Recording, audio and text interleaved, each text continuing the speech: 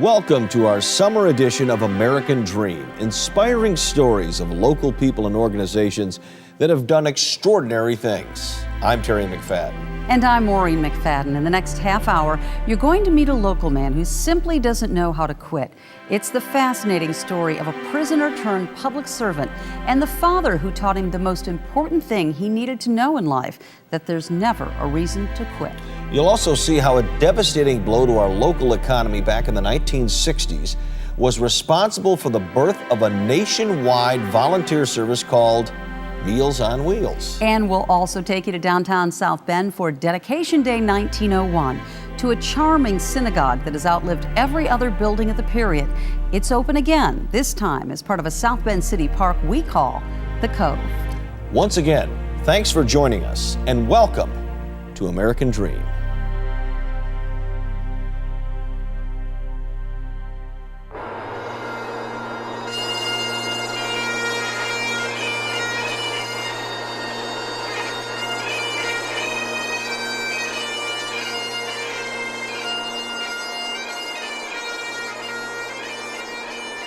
We're at 4,500 feet, going 650 miles an hour, taking pictures. And we got hit. The nose pitched down violently. I got on the radio and I said, "Flare 4 has been hit." And the only person that heard me say that was me. The radios were out, and I made the decision to jump out of the airplane.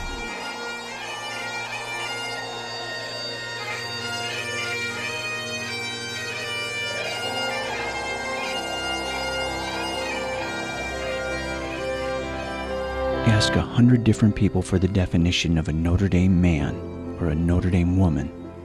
You'll get 100 different answers. Ask them to show you such a person, and if Joe Kernan's in the room, they'll all point to him. Of all the boys on the 68 team, he's the one who's still playing ball. What Joe learned from his dad was that there was never an excuse to quit. My father could do anything. There was only one Little League in South Bend at the time, but we didn't live in the district.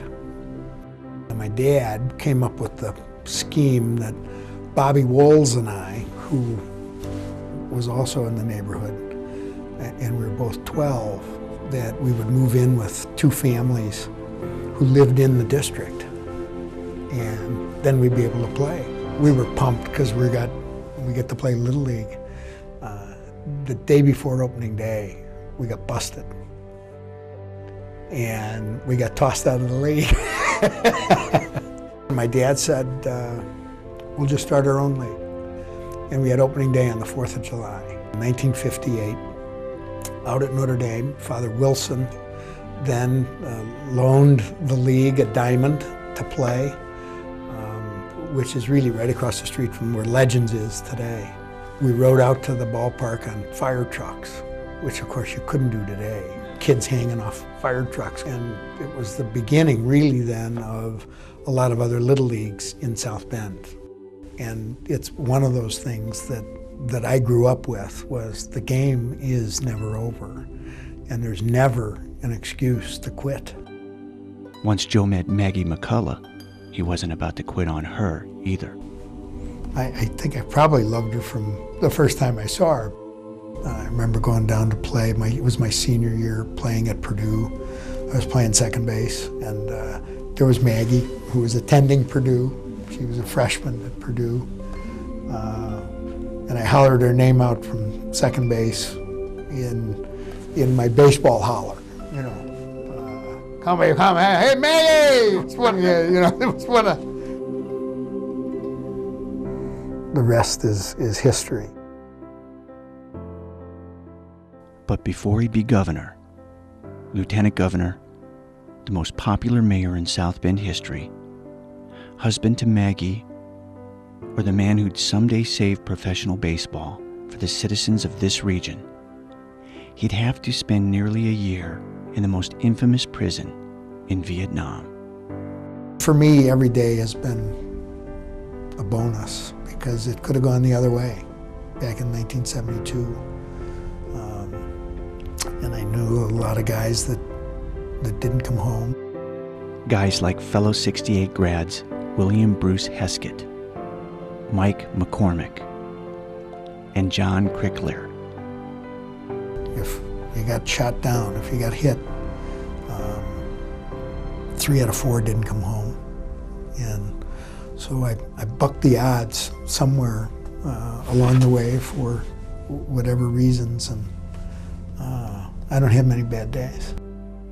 When he got out, he'd meet the president, get married, and move back to the city and the university he loved. We didn't know what we were going to do, but we knew we wanted to be in South Bend. Maybe Joe bucked the odds so that he could someday lead his hometown as mayor. I loved the job because I never imagined that I would be mayor of my city. It gives you the opportunity to be able to do things that really matter in people's lives every day. And the kind of collaboration that there is now between the city and the university, the results of this collaboration will be the most important thing to happen in my lifetime. I'm just looking forward to hopefully being around to watch it happen.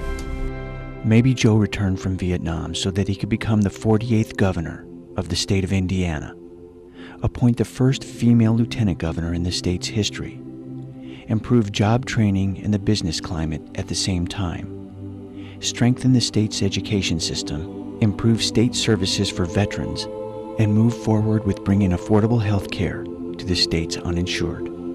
I never imagined that I would be doing some of the things that I got to do, and have friends all over the world. Or maybe when just about everyone else would give up, Joe beat the odds and was sent home so that he could someday prevent professional baseball from leaving an economic and civic vacuum in the heart of the city he loved so much. I didn't come back home with the idea that I was gonna run a baseball team. But when the former ownership made the decision to sell the team to someone from out of town that was going to move it, I didn't want to see us lose minor league baseball in South Bend. I wanted us to have minor league ball, knowing what it means to the people that live here and the people that are going to live here.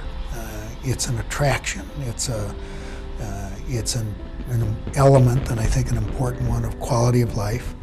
And we want to have a community that has opportunities for families to be able to do a variety of different things. No one will ever know just how much they really need to thank Joe Kernan for keeping professional baseball in South Bend. He wouldn't want them to know. He had a lot on the line.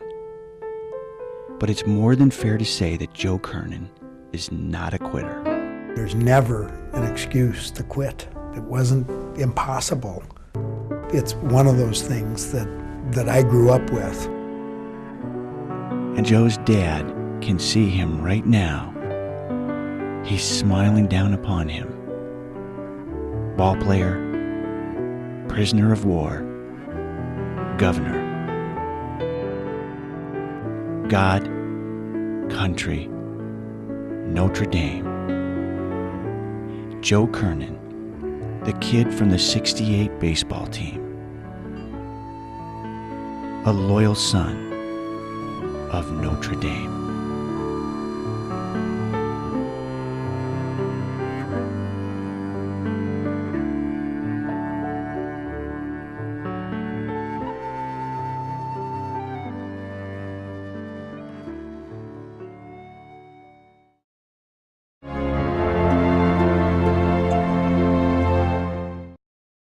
This nation should commit itself before this decade is out. Ladies and gentlemen, landing a man the Beatles.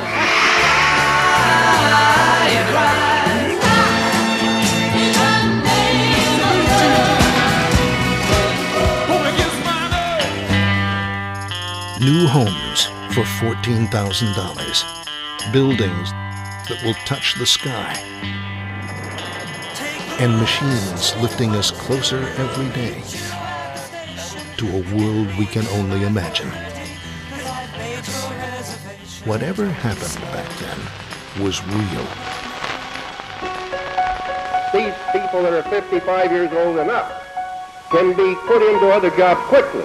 And this is not Studebaker, Indiana. This is South Bend, Indiana. And gentlemen, ladies and gentlemen, before we get through here, I think we're going to have to pray harder and work harder. We're going to need all the help we can get. It's going to take each and every one of us. This is the story of you, the story of me, of independence, innovation, and strength of purpose, of $45 that can still stand in the way of a college education, of taking daily showers at a truck stop because your legs won't lift over the edge of a normal bathtub anymore, and of living in your own home for as long as you possibly can, because it's better for you, me, and everyone else for that matter too. The 60s? That's when Studebaker Corporation closed, leaving thousands of us without jobs, without retirement income, just as some of us were about to retire. From the rubble, Real Services was born. A desperately needed innovative program dedicated to one thing: helping to keep all of us as independent as we can possibly be. When Studebaker went out in 1963, everyone in the community felt there needed to be an effort to serve older adults, particularly retraining. Les Fox was hired to retrain those older adults, and we received our first grant from the federal government, and we became a nonprofit in 1966, and then really started growing in 1967. Nationally recognized programs like Meals on Wheels, in-home services, the Aging Resource Center, and the Nutrition Center were pioneered right here, because Real Services qualified for federal funds before the state of Indiana did. We focused on mission and fiscal integrity and then innovation. We reused envelopes, for example. We picked up paper clips and reused them, that fiscal integrity piece. What we'd like to say is that we were transparent before transparency was really the buzzword. So when you prove yourself like that, then agencies in the government actually come to you. But when something like a hot, nutritious meal is delivered by a Real Services volunteer, they're delivering something much more than just food. Everyone I get a chance to, I talk a little bit to them. How you doing? Or how's your wife feeling? And just a little bit to cheer them up. A lot of my clients give me hugs and say, appreciate this, Sarge. I appreciate what you're doing for me. If I can make those people happy, that's all I care about. The only contact they may have with the outside world is with the volunteers who deliver those meals. Some of them say, if you don't come, I don't get to see anybody. We don't just take the meal in and say, here you are and goodbye. We always stop and talk for a few minutes. Love and independence is important for the less fortunate children among us too. That's where Audrey comes in, as part of the Real Services Foster Grandparents Program. When I get up in the morning, I feel like, oh, this is going to be a nice day, you know, that I'm going to help somebody. Children that get the one-on-one help, they're better for it. They have a feeling that nobody cares. If you care and encourage them, they'll feel like school is better than just being at home because you care about them. I really love it. It's one of those win-win programs that the client participates and a young person in the community participates, and you come away, after you've talked to a foster grandparent, you just come away with saying, this program makes so much sense. This is where they've lived for the past 40 years and wanted to stay for the rest of their lives. But when Leon could no longer lift his legs over the side of their own bathtub, Mary started taking him to a truck stop for a daily shower instead. We'd given the gentleman a roll-in shower because he couldn't get into his own bathtub. He couldn't take that step up. I just thank the Lord that I'm here. Real Service to come out and help you. I mean, this is just a blessing. Real Service helped us with this shower, and it's been a lifesaver. There are so many senior citizens and people that need this program, and we can't afford anything else. And it's just a blessing to have it. A nationally recognized role model for other agencies of its kind, Real Services administrative costs have always remained at or below 3%. 3%. When our local community action agency folded, the state of Indiana turned to Real Services to restore these important programs.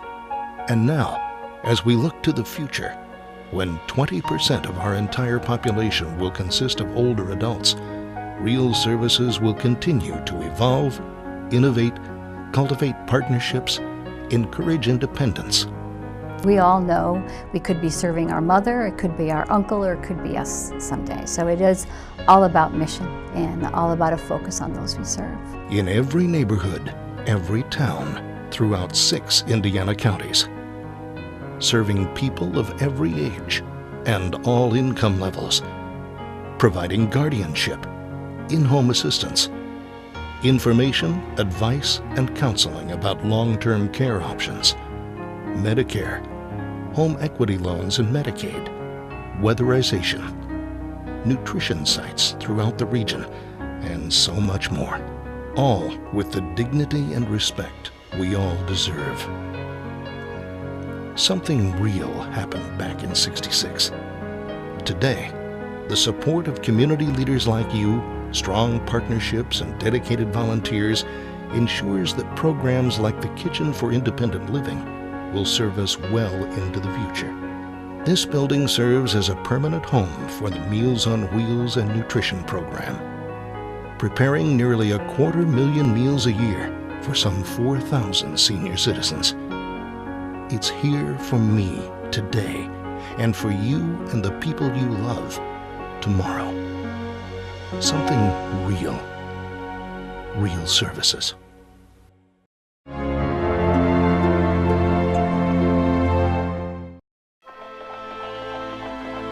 At the time, it was a bustling, even crowded urban neighborhood.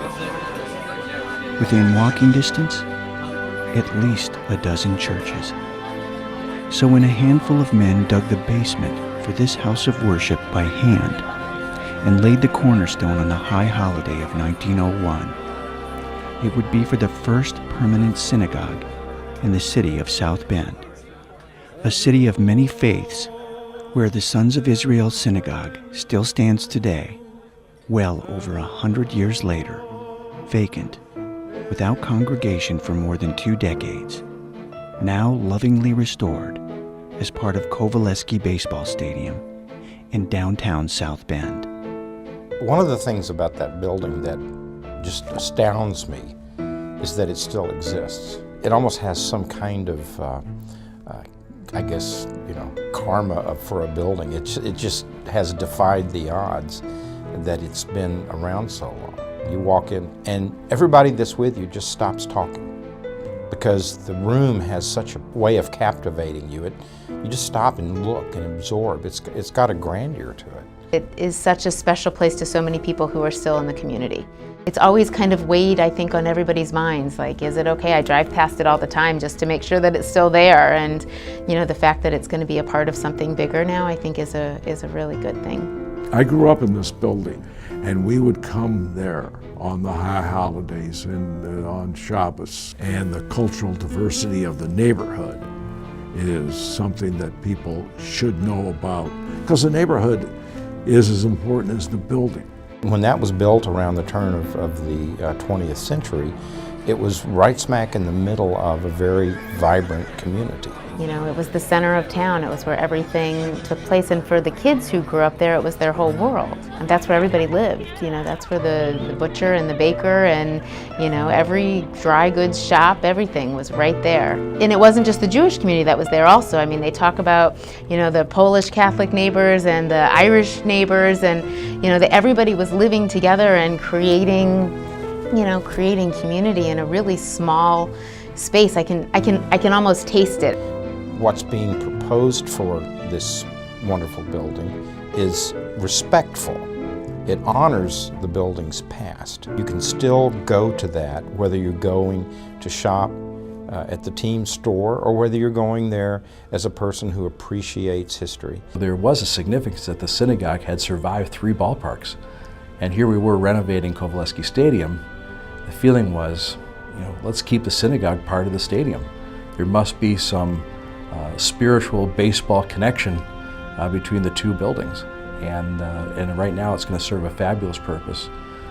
It'll be a destination, it'll be a place people can go to all year round, that the fence is going to protect it and keep it inside the park. I think in the long run that's good for everybody. It makes it real, it makes it not so abstract. It's not just a picture in a book or a newspaper article from many years ago, but real bricks and floors and wood, and they all tell the same story. They all were kind of witness to what life was like back then, and I think that just makes it so easy to pass that on, to really tell its story to the next generation. I am very happy that this building that we are in is now going to be part of the Kovaleski Stadium complex. It is now truly part of baseball lore, and there's not a single baseball stadium in all of America, in the major leagues or the minor leagues, that can boast a synagogue on its property, right where people used to sit and pray and have weddings and bar mitzvahs. And to think of the families and the people that went through there, where lives were started and in some cases lives ended. There's a great circle of life there. It may be the only memory left of this once thriving urban neighborhood. And in all these years, it's never once suffered the indignity of vandalism or even graffiti. That says a lot about this community. Let those who love you be as numerous as the sands and the stars of heaven. The Sons of Israel Synagogue at Stanley Kovaleski Regional Stadium in South Bend.